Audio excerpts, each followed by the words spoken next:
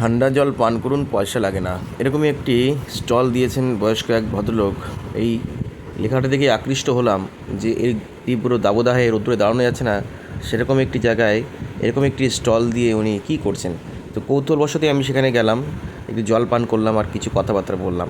তো সেই ভিডিওটা আমি আপনার সঙ্গে শেয়ার করছি। এটা ঠান্ডা জলটা খাই আপনার লাভটা কি?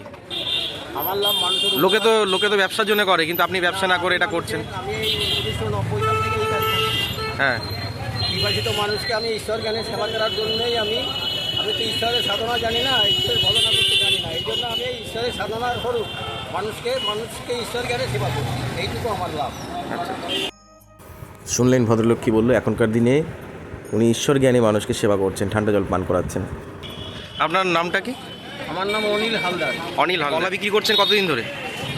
আমি আগে ভ্যান চালাতাম, এই বার্ধক্যতার জন্য এখন ভ্যান চালাতে পারি না, তাই কলা বিক্রি। বাহ, আপনার কথাবার্তাগুলো খুব সুন্দর। বাড়ি কোথায় আপনার? বাড়ি পাবনা কলোনি। অনিল হালদার বার্ধক্যের জন্য ভ্যান না চালিয়ে তিনি কলা বিক্রি করছেন, বাড়ি চাকদা, পাবনা কলোনি। বাতাসে দিয়ে ঠান্ডা জল। হ্যাঁ,